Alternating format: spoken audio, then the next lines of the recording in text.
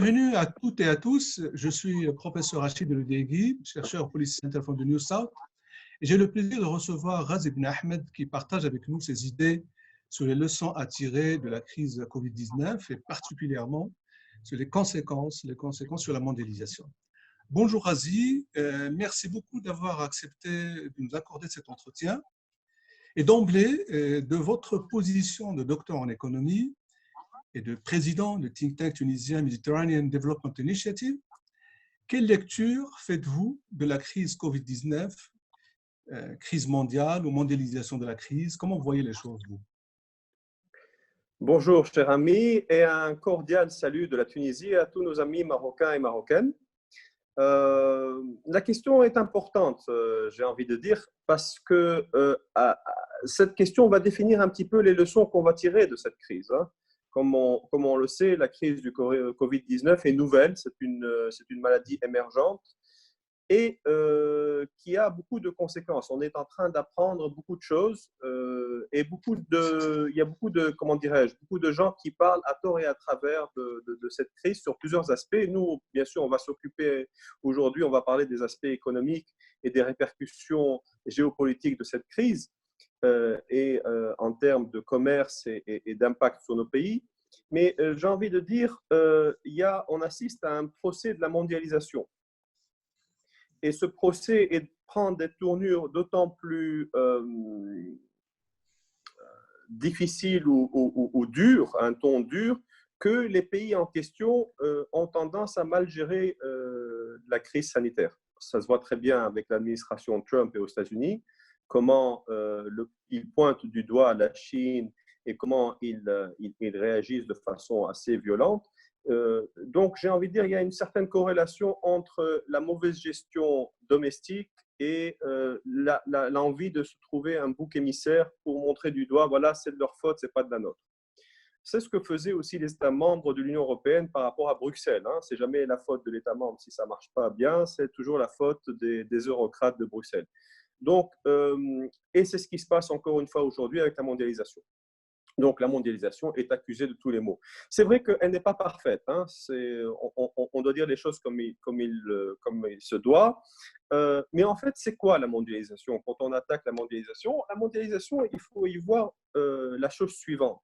C'est une fragmentation des chaînes de valeur. Aujourd'hui, pour produire un produit, les usines ou les multinationales ne sont plus capables de le faire avec des biens intermédiaires locaux. Donc, ils sont en train de fragmenter la chaîne de valeur, c'est-à-dire qu'ils sont en train d'importer de plus en plus d'intrants et d'aller vers des pays selon une logique d'efficience, une logique de réduction du coût, une logique de spécialisation.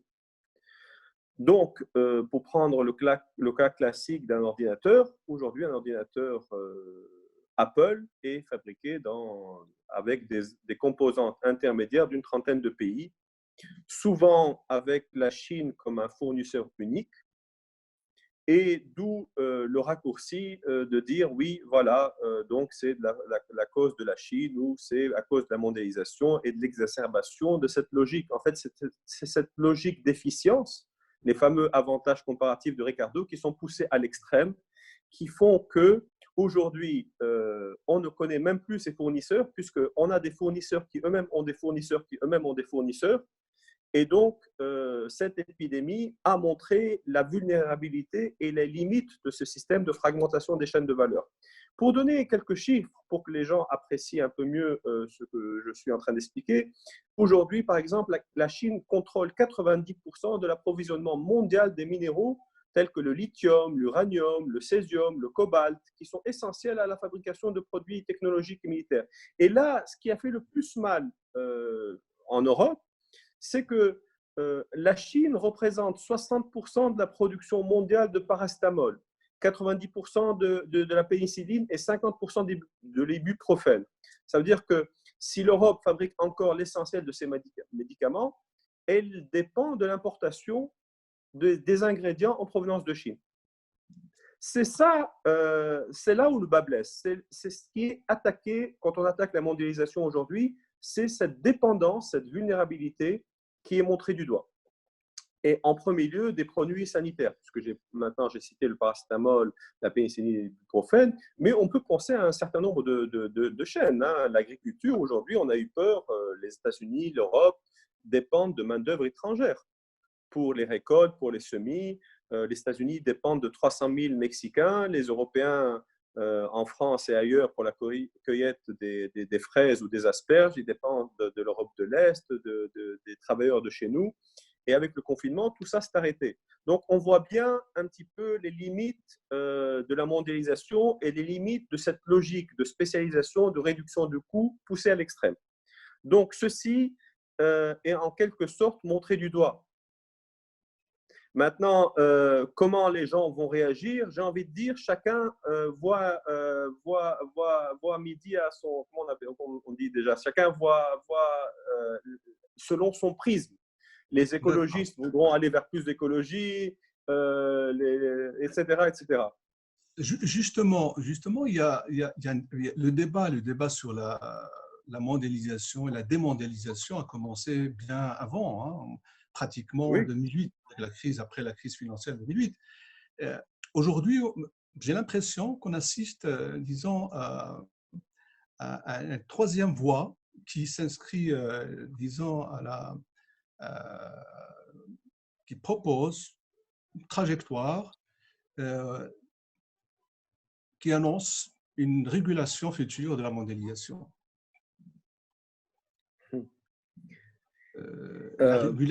Disons, la définition de la régulation, elle est floue, hein, elle n'est pas aussi, disons, il n'y a pas de consensus autour. Hein.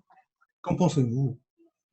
Écoutez, moi je pense qu'il est encore trop tôt pour savoir vraiment où on va aller et quel sera vraiment l'impact. Parce que si je comprends bien votre question, c'est un petit peu quel va être l'impact sur la mondialisation et comment, en quelque sorte, ce qui nous intéresse, nous, c'est comment comprendre ou anticiper le repositionnement. Alors, il est encore trop tôt parce qu'on ne connaît pas encore pleinement l'impact en termes économiques. Il y a eu quelques essais, mais c'est encore trop tôt. Moi, je dis souvent, estimer l'impact économique de cette crise, c'est un exercice académique, certes utile pour les étudiants, mais inutile pour les décideurs politiques parce que ça revient à résoudre une équation paramétrique et donc prendre plusieurs scénarios. À ce stade-ci, c'est encore prématuré, mais on peut entrevoir déjà quelques réactions. Et pour vous donner, je vais vous répondre de deux façons. Je vais vous donner la réponse courte. La réponse courte, ce que je pense personnellement, c'est que pratiquement rien ne va changer. On va rester dans cette logique de réduction des coûts, d'efficacité et d'efficience parce que tous ces pays qui vont devoir relancer leur économie vont devoir directement créer des emplois, faire redémarrer la machine et cela nécessite plus que jamais une efficience économique et donc une recherche des meilleurs coûts.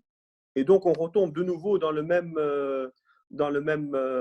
schéma de fuite en avant et de recherche des coûts et donc de fragmentation des chaînes de valeur. Par contre, ce qui peut changer, et là, il y a un début de réponse avec que M. Pascal Lamy, l'ancien directeur général de l'OMC, a mis en avant, c'est le précautionnisme. Le précautionnisme, ça veut dire quoi? Ça veut dire la mise en valeur ou le retour des normes sur le devant. C'est-à-dire on ne va plus lui, il dit que la mondialisation va reconfigurer, il va y avoir une reconfiguration de la mondialisation avec un remplacement du protectionnisme par le précautionnisme, ce qui veut dire qu'on ne va plus chercher à protéger les entreprises de la concurrence, mais on va plutôt chercher à protéger les consommateurs. Et donc, ceci nous amène à parler des normes, des standards, du bio, de la qualité, et cela va être imposé en quelque sorte par les pays européens ou américains dans leurs importations. Il y a là un coût, il y aura un coût terrible pour les pays en développement. Un coût terrible parce que nous allons payer en quelque sorte la résilience des entreprises européennes et américaines. Ouais. Donc, c'est ce qui se profile à nous. Et donc, bien sûr, vous savez, quand on parle de normes, vous connaissez les fameux accords qu'on négocie avec l'Union européenne. Quand on parle de normes, il y a toujours une crainte de notre côté, des pays du Sud, qu'on utilise les normes pour masquer un protectionnisme, pour masquer Oui. une protection de certaines entreprises. Hein. Donc, c'est une nouvelle forme de protectionnisme qui se consolide. Hein. Donc, c'est quelque chose qu'on va voir venir. Hein. Ce précautionnisme, c'est quelque chose qu'il va falloir vivre avec. C'est le changement qui se profile. d'accord. Et donc, justement, ça nous ramène disons, à notre région maghrébine. Et comment voyez-vous, vous, comment nos pays respectifs au Maghreb, le Maroc, notamment le Maroc et la Tunisie, doivent se positionner dans ce jeu géoéconomique mondial qui est chargé d'incertitudes? Écoutez, alors si on est dans cette logique de retour des normes en avant, c'est-à-dire que ces normes vont devoir être négociées. Ce n'est pas quelque chose qui va être imposé de façon unilatérale par l'Europe ou par les États-Unis, c'est quelque chose qui doit être négocié, c'est-à-dire que nous allons devoir aller vers des accords dits de nouvelle génération dans lesquels nous allons négocier selon nos avantages respectifs et selon nos points forts et nos points faibles, négocier ces nouvelles normes. Donc, il va falloir y aller franco à la table des négociations. Alors, c'est ici que le jeu est intéressant. On peut le faire séparément, je parle de Marocains et de Tunisiens, comme on peut le faire ensemble. La logique étant que nous ne sommes plus dans une logique de concurrence de jeu à somme nulle où ce que gagne le Maroc perd la Tunisie ou le contraire, parce que de toute façon, la nouvelle configuration de la mondialisation va consister à ne plus mettre les billes dans le même panier. C'est-à-dire que les Européens ne vont pas vouloir tout relocaliser au Maroc ou tout relocaliser en Tunisie. Donc, de toute façon, la nouvelle reconfiguration de la mondialisation va faire qu'ils vont essayer de gérer les risques et donc de répartir au mieux dans leur voisinage certaines industries. Et donc, on a tout intérêt à négocier ensemble ou en tout cas à accroître notre coopération en matière de négociation de ces normes. Et c'est ce que j'aimerais voir en fin de compte et c'est ce que j'appelle de mes voeux, c'est que l'on puisse ouvrir un canal de discussion et de coopération marocain et tunisien, car de toute façon, c'est profitable à nos deux pays. Et j'aimerais que nous... J'ai utilisé un terme qui est important dans un de mes articles, qui est de backup régional. Nous allons servir de backup régional à ces pays, dans des filières que nous devons définir chacun selon nos avantages comparatifs. C'est vrai que le Maroc a été très rapide pour monter dans la production des masques. Nous avons vu avec fierté des masques produits au Maroc vendus à New York. Ça fait toujours plaisir. Ça veut dire que le Maroc arrive à se repositionner très vite. Et ce n'est que le début. Donc, en quelque sorte, ça va dépendre de la rapidité des pouvoirs publics et du secteur privé à saisir les occasions qui vont se présenter. Et donc, encore une fois, ça nous appelle à plus de coopération parce que le partage de l'information et la rapidité de réponse est essentielle pour arriver à ce backup régional par rapport aux Européens. Et il y a aussi un autre aspect non négligeable. Là, nous avons parlé de la relocalisation d'une partie de la production européenne dans son voisinage. Pour des raisons évidentes, ils ne pourront pas tout relocaliser en Europe parce que c'est trop cher. Ils ne pourront pas faire cela tout de suite parce que ça prend du temps. Aujourd'hui, les chaînes de valeur, c'est pratiquement les 3/4 du commerce mondial. Mais il y a aussi, je pense, que les Chinois eux-mêmes vont tirer les leçons de cette crise et vont peut-être vouloir relocaliser une partie de leur production plus proche de leur consommateur final, c'est-à-dire plus proche des Européens, donc probablement chez nous, dans le voisinage de l'Union européenne, pour plus d'efficacité aussi, parce que je pense qu'ils vont être montrés du doigt. Rien ne va changer. Il va continuer à avoir un antagonisme entre les Américains et les Chinois.